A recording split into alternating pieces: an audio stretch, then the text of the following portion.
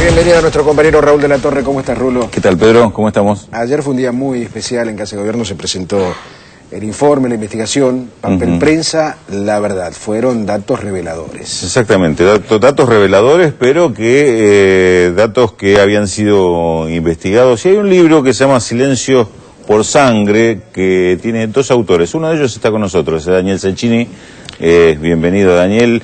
Buen día. Jefe de redacción de Miradas al Sur, y junto con Jorge Manchinelli, autores de este libro del cual seguramente estamos hablando un ratito, ¿no? Sí, bienvenido, Daniel. Te invitamos a vos, a la audiencia, a compartir un informe especial de Visión 7 sobre un tema central: la venta ilegal, la apropiación de las acciones de papel prensa, un verdadero documento, testimonio periodístico. ¿Te parece bien? Veámoslo. Lo vemos.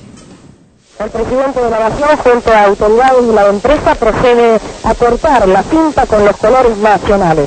De esta manera queda así inaugurada la planta de papel prensa. Un apoyo fundamental que recibieron las dictaduras fue el de los propietarios de los medios de comunicación, que silenciaron, o en el peor de los casos, manipularon la información sobre los crímenes de lesa humanidad, que hoy se juzgan en los tribunales.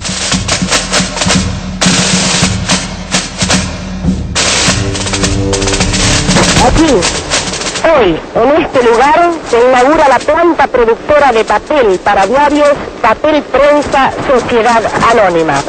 Visión 7 dio a conocer un informe donde se detallaba el acceso de Clarín a papel prensa mediante acuerdos con la cúpula militar. 3 grupos empresarios de la realidad conforman la participación privada gruesa. 3 grupos empresarios que por situaciones específicas son en alguna medida competidores.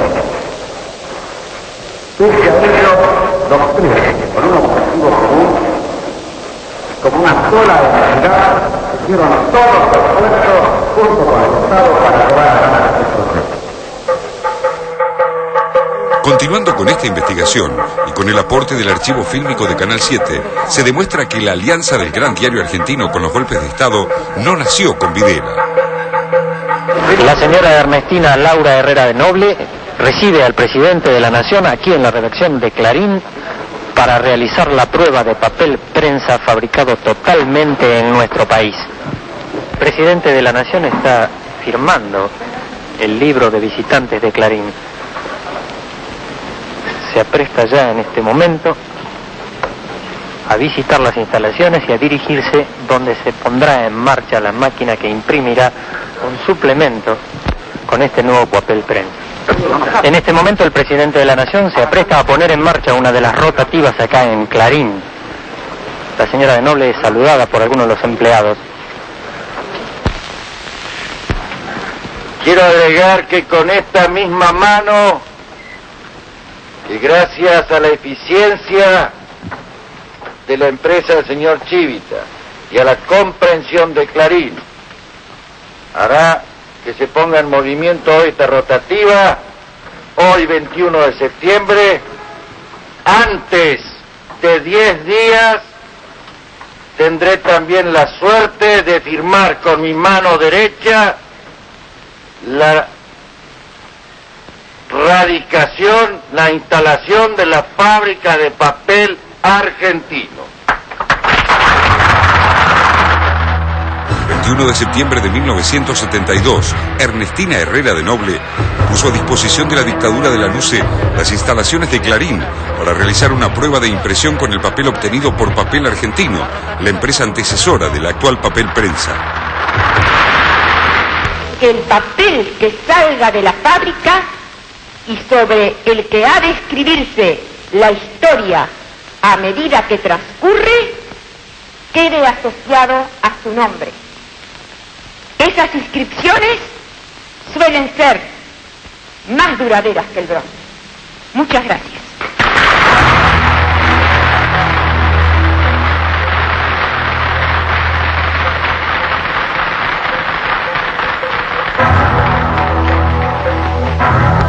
Realmente es una circunstancia que, a pesar que me toma de sorpresa el tener que hacer uso de la palabra, no tengo que hacer esfuerzos para transmitir lo que siento. Muchos civiles que con nosotros se juegan en el gobierno, sin pedir y sin esperar nada, y sin nada en qué especular para el futuro, en nada más que poder tener la tranquilidad de conciencia de decir, fuimos útiles, pusimos nuestro aporte modesto, individual y desinteresado para facilitar que los argentinos, como hoy, aquí en Clarín, evidencien que este país no está parado, ni habrá nadie capaz de pararlo,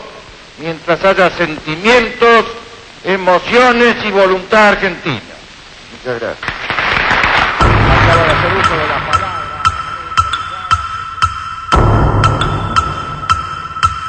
Papel Argentino nació en mayo de 1972. La intención del dictador Agustín Lanusse era que el Estado se quedase con el 49% de las acciones y el resto repartirlo entre los empresarios. Su primer directorio estaba conformado, entre otros, por César Chivita, propietario de Editorial Abril, y su ex socio, César Doretti, quien además sostenía amistad con David Graeber. La señora de Noble hace entrega de un suplemento, del suplemento que acaba de salir de la rotativa de Clarín, un suplemento hecho con papel argentino en una empresa argentina. También se le hace entrega de un folleto titulado Papel de Diarios, Estrategia para un País Adulto. El general Lanusse ojea este primer ejemplar. La presencia de Lanusse en Clarín fue una operación de prensa que apuntó a consolidar el vínculo que lo unía con los directivos del gran diario argentino y asegurarse que el tratamiento informativo sobre la masacre de Trelew no incremente la lucha antidictatorial de distintos sectores populares que soñaban con la libertad y la justicia social.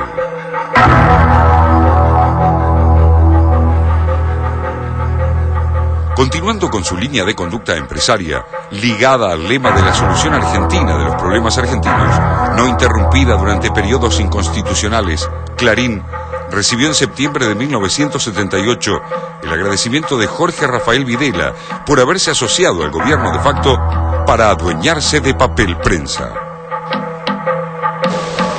Esto es todo un mensaje. Cuando un objetivo común es fácil, es factible vivir en la unidad a pesar de la vida realidad. Y este es el caso concreto. Tres diarios con sus matices distintos, porque son distintos, asociados en un proyecto común con sentido de nación, concluyen en esta realidad a pesar de su diversidad. Que el papel que salga de la fábrica y sobre el que ha de escribirse la historia a medida que transcurre, quede asociado a su nombre. Esas inscripciones suelen ser más duraderas que el bronce. Muchas gracias.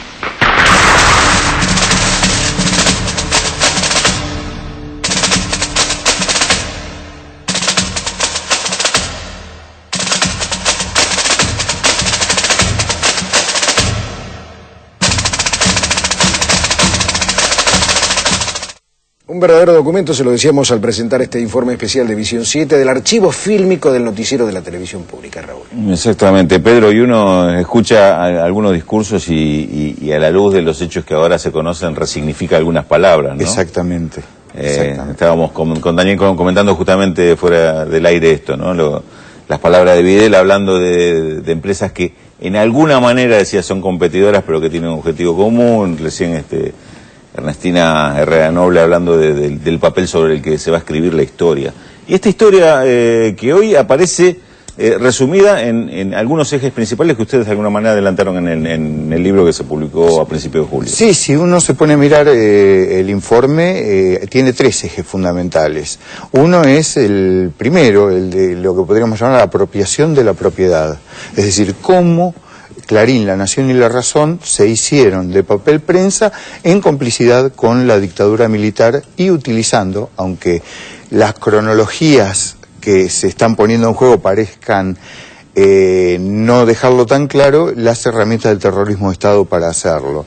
El segundo eje es, a partir de esto, del manejo monopólico del papel de diario por parte de Clarín, La Nación y La Razón. Y digo de Clarín, La Nación y La Razón, o ahora Clarín, La Nación, y no papel prensa, porque ellas Clarín y La Nación dirigen papel prensa en beneficio de Clarín y La Nación, y no de papel prensa. El manejo del precio de diario, que le da una ventaja competitiva enorme. El objetivo principal de papel prensa para Clarín y La Nación es el autoabastecimiento de papel de diario, a precio subsidiado. El resto de los diarios pagan aproximadamente un 50% más el valor del papel de diario. Y el tercer eje es un pacto que salió a la luz hace muy poco, que es este pacto secreto de sindicalización, por lo cual Clarín, La Nación y en su momento La Razón se comprometían a votar unificadamente siempre en las asambleas de papel prensa, preservando los intereses de los diarios, no de la empresa, porque la empresa tenía otro socio, que era el Estado. En este último aspecto, Daniel, querría que nos detengamos y expliquemos un poco más qué significa este pacto de sindicalización, que por otra parte se hizo a espaldas del otro socio que es el Estado Nacional. Es decir, no es un pacto público, no es como algunos ayer inclusive decían, pero si esto es normal y habitual, acuerdos entre sectores empresarios. Exacto. No, fue un pacto secreto que, como bien dijo la presidenta, sale a la luz porque apareció el pacto en la quiebra del diario La Razón, porque no estaba ni en la Inspección Nacional de Justicia ni en ninguno de los lugares donde habitualmente podría encontrarse un papel de estos. Y este pacto sostenía digamos, una suerte de dictadura de los diarios por sobre la empresa, haciéndole a veces perder dinero a la empresa en beneficio de los diarios. Daniel, ¿me permitís un minuto? ¿Cómo no? Está en línea el doctor González Arzac. Doctor, buenos días, lo podemos saludar. ¿Nos escucha usted? Sí, ¿cómo le va? El doctor Alberto González Arzac fue uno de los redactores de este informe especial que ayer se ofreció en Casa de Gobierno, que lo dio a publicidad la Presidenta de la Nación. Doctor, ¿cómo califica el anuncio de ayer de la Presidenta de los Argentinos? Me pareció muy clara la señora Presidenta, muy didáctica, hizo una exposición para que esté al alcance de la población en general, no solamente de los entendidos, y me pareció también muy práctico las conclusiones que sacó. Elevar todo esto a la justicia para que dirima la cuestión, no hay otra forma, y por otra parte, para todo lo relativo al abastecimiento de papel, presentar un proyecto de ley. Doctor González Arzac, Raúl de la Torre lo saluda. ¿Qué dice usted? Muy bien, ayer cuando escuchábamos su relato previo a la palabra de las presidentas, usted puso en términos muy claros algunos aspectos de las simulaciones que se hicieron a través de los distintos acuerdos entre empresarios, la utilización que se hizo de papel prensa en beneficio de algunos de sus accionistas, no obviamente del Estado, y finalmente esta cuestión que deriva en el proyecto de declarar de interés público la producción y utilización de papel prensa.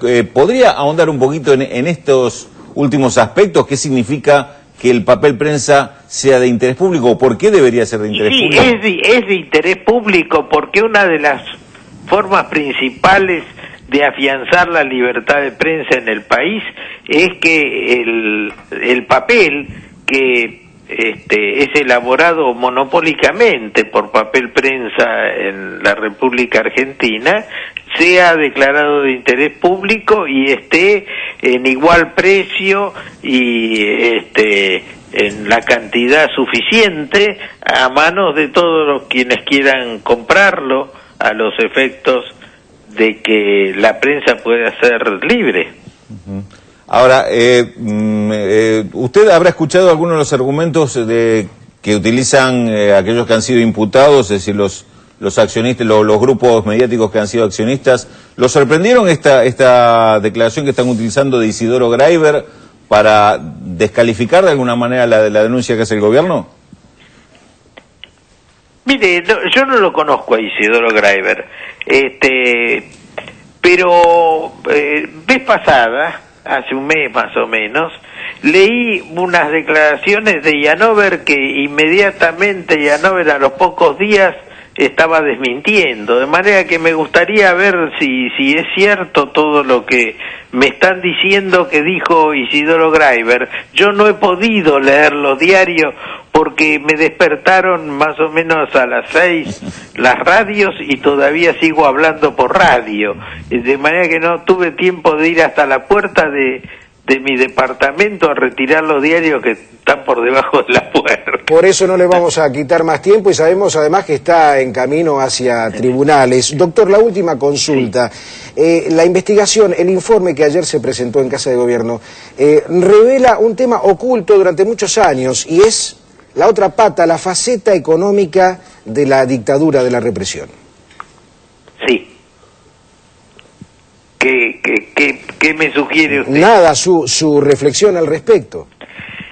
Sí, indudablemente aquí hubo prácticamente mire, el papel prensa se construyó con un préstamo del Banco Hipotecario Nacional. El Estado Nacional hizo la inversión principal y prácticamente hubo un regalo a Clarín, a La Nación y en aquel entonces a La Razón que existía, para callar la prensa del país. Fue la forma en que la dictadura militar se aseguró que la prensa del país no dijera absolutamente nada. Y el único diario que no participó de esto, de los diarios grandes que hay en la Argentina, y que no quiso participar de esto, y que publicó algunas cosas, algunas de las injusticias que se cometieron y de las atrocidades que se cometieron durante el proceso, que fue el diario La Prensa, dejó de existir. Esta es una verdad irrefutable también, de manera que ellos utilizaron de esa manera este negocio que es la empresa Papel Prensa. Doctor, ha sido usted muy amable, gracias por estos minutos. Encantado, que te vaya bien. Hasta la próxima, buenos días, el doctor Alberto González Arzac. Así es, bueno, seguimos con Daniel Cecchini, autor de Silencio por Sangre, un libro que anticipa un poco esta investigación que salió a principios de julio. Sí, Daniel. Sí, lo escuchaba González Arzac y es verdad. Rafael Yanover, aparecieron unas declaraciones de Rafael Yanover en su momento sobre lo que aparentemente había dicho en una asamblea de Papel Prensa, a la cual no tuvo obviamente acceso la prensa, y después tuvo que salir a desmentirlas, porque aparentemente él había dicho que había sido todo normal en el traspaso, cosa que no fue así. Y en cuanto a Isidoro Graiber, bueno, habría que hablar con Isidoro Graiber a ver por qué dice lo que dice, pero hay un punto claro. En el momento de la transferencia de las acciones de Papel Prensa, forzada, Isidoro Graiber era solamente de manera nominal accionista de la empresa y del grupo Graiber, de Empresas Graiber, Sociedad Anónima. David Graiber, esto lo cuenta Juan Gasparini en Graiber, el banquero de los Montoneros, le había comprado su parte en $2 millones pocos meses antes de morir. Exactamente. Hay un aspecto, y ya para ir cerrando, Daniel, sí. el tema de esto que estás describiendo, las operaciones de presión sobre empresarios, que no fue la única. No. Digamos, fue un modus operandi para ligar justamente la apropiación de poder económico junto con lo que fue la apropiación de poder político a través de la... Por eso está preso hoy Martínez de Oz por el caso Guttein, por ejemplo. No. Porque esto es lo que se pretende descalificar, como si esto fuera un invento, este tema que lamentablemente era una práctica habitual de la dictadura. Exactamente. La utilización de las herramientas del terrorismo de Estado, secuestro, tortura, desaparición, no fue algo específico de Papel Prensa. Tenemos el caso Greco, tenemos el caso Guttein, tenemos el caso... a cargo de la Armada, digamos, de la ESMA, de la banda de la ESMA, con estos empresarios de las chacras de Mendoza. Digamos, era una práctica... Caso Fernando Pombal, financista. Digamos, era una práctica habitual. Lo que pasa es que Durante años hablamos de dictadura militar, y solamente de dictadura militar. Recién hace poco tiempo empezamos a hablar de dictadura cívico-militar. Este informe, de alguna manera, es equiparable, a mi juicio, al informe de la CONADEP, pero ahora con los cómplices ideólogos civiles del proceso, y quizás dé lugar a un juicio equiparable al juicio de las juntas. Ojalá, pues le haría muy bien a la democracia argentina. Daniel Cecchini, muchas gracias. Gracias a ustedes. Autor de Silencio por Sangre, que se publicó hace muy pocos meses. Encantado.